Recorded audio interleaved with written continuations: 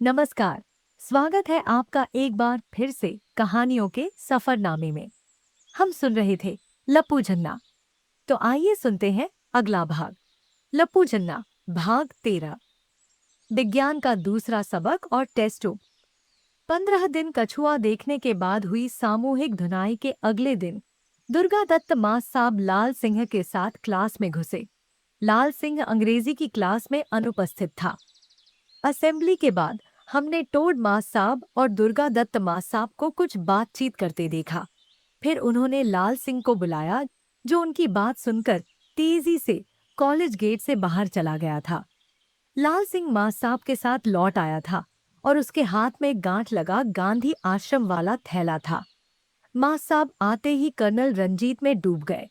लाल सिंह ने अटेंडेंस ली। पिछले दिन की खौफनाक याद के कारण सारे बच्चे चुपचाप थे।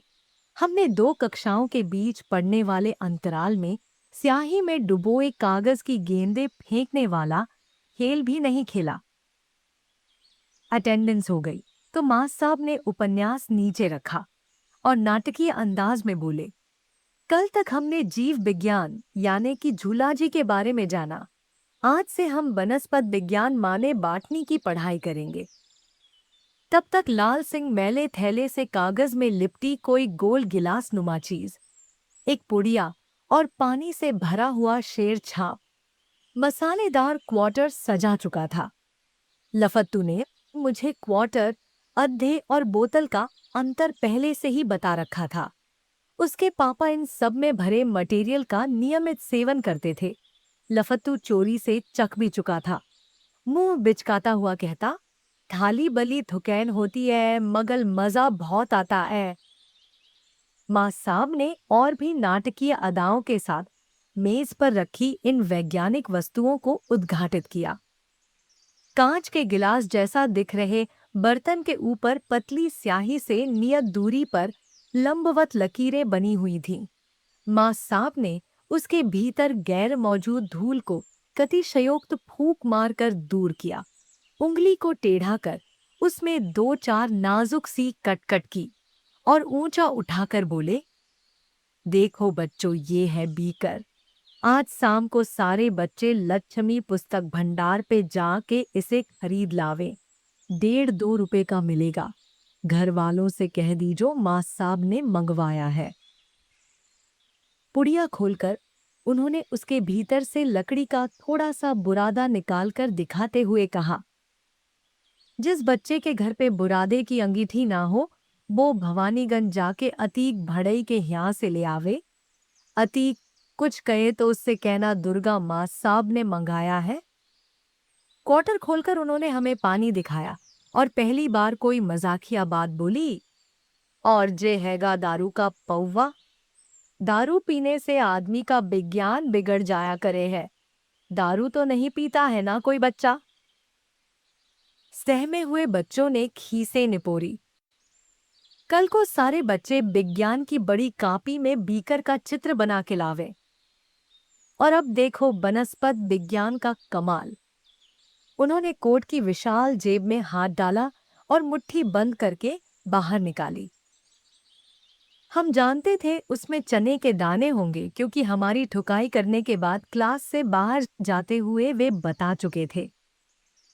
ये हैंगे चने के दाने। इस संसार में जो है बच्चों, सब कुछ विज्ञान हुआ करे है। जैसे ये दाने भी विज्ञान हैंगे। अब हम लोग देखेंगे वनस्पत विज्ञान का जादू।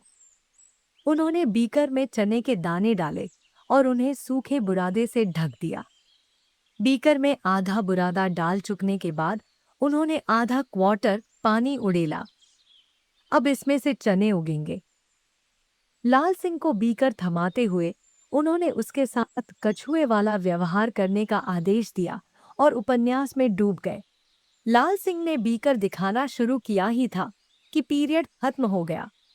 लाल सिंह के हाथ से बीकर लेते हुए माँ साहब ने पलटकर कहा, सारे बच्चे आज शाम को बाजार से बीकर लेकर आवे और घर पर ऐसा ही परजोग करें। कल सबको चने वाले बीकर लाने हैं। घर पर हमेशा की तरह साइंस के इस प्रयोग की सामूहिक हंसी उड़ाई गई। लफत्तू के घर वालों ने उसे बीकर के पैसे देने से मना कर दिया था। सो मैंने माँ से यह झूठ बोलकर 2 बीकर खरीदे कि सबको 2-2 बीकर लाने को कहा गया है। अगले दिन असेंबली में कक्षा 6A के हर बच्चे के हाथ में बीकर था। बहुत से सीनियर छात्रों ने बीकरों को देखकर हमारी खिल्ली उड़ाई। अटेंडेंस के बाद माँ साहब ने लाल सिंह से हर बच्चे का बीकर जांचने को कहा। जांच के बाद खास हमारे लिए बनाई गई कागज की छोटी पर्चियां जेब से निकालकर माँ साहब ने हमसे उन पर अपना अपना नाम लिखने और प्रयोगशाला से लाल सिंह द्वारा लाई गई आटे की लेई से उन्हें अपने बीकरों पर चिपकाने को कहा।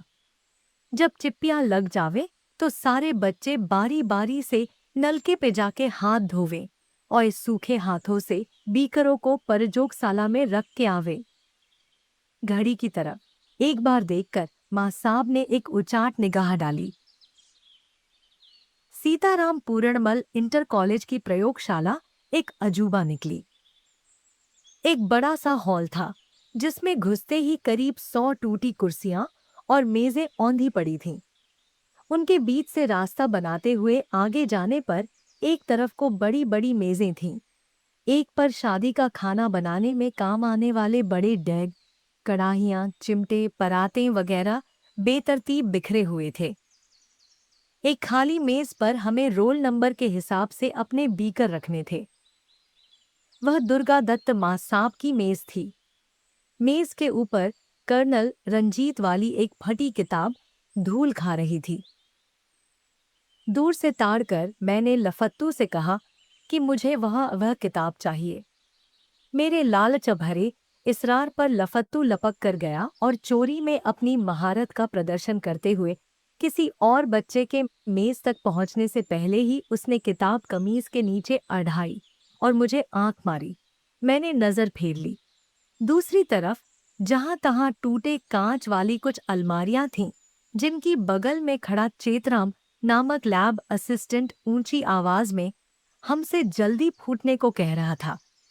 इतनी सारी व्यस्तताओं और हड़बड़ी के बावजूद मुझे इन अलमारियों के भीतर भुस भरे हुए कुछ पशु पक्षी दिख गए। ताला लगी एक संकरी अलमारी के भीतर खड़ा एक कंकाल भी था, जो कर्नल रंजीत के साथ अगले कई महीनों तक मेरे सपनों में आया। माँ साहब ने अगले 15-20 दिनों के लिए विज्ञान की क्लास का रूटीन तय कर दिया। अंग्रेजी की क्लास के तुरंत बाद हमें अटेंडेंस देनी थी, प्रयोगशाला जाकर अपने अपने बीकरों में पानी देना था, संभाल कर उन्हें क्लास में लाना था और सामने डेस्क पर रखकर दिन भर की उसकी प्रगति को ध्यान लगाकर देखना था। माँ साहब के घड़ी देखकर बताने के बाद घंटा बजने से 10 मिनट पहले इन बीकरों को वापस प्रयोगशाला जाकर रखना था। पहले 3-4 दिन तो मुझे लगा वह भी माँ साहब की कोई तरकीब थी, जिससे उबाने के बाद वे पुनः मार मार कर बतौर तिवारी माँ साहब हमारा हेलीकॉप्टर बनाने की प्रस्तावना बांध रहे थे। 5वें दिन चने के दानों से कल्ले फूट पड़े। बीकर को नीचे से देखने पर वे शानदार नजर आते थे। दुर्गा दत्त माँ साहब खुद इस घटना से इतना प्रभावित हुए कि उन्होंने उपन्यास नीचे रखा और बनस्पत विज्ञान बनाने वाले भगवान की माया पर हमें एक लेक्चर पिलाया। प्रयोगशाला पहुंचकर मैं सबसे पहले पानी न देकर कंकाल को देखता और उसे छूने की कल्पना करता। चोरी छिपे ढाबू की छत के एक निर्जन कोने में कर्नल रंजीत के फटे उपन्यास के सारे पन्ने कई बार पढ़ लिए थे।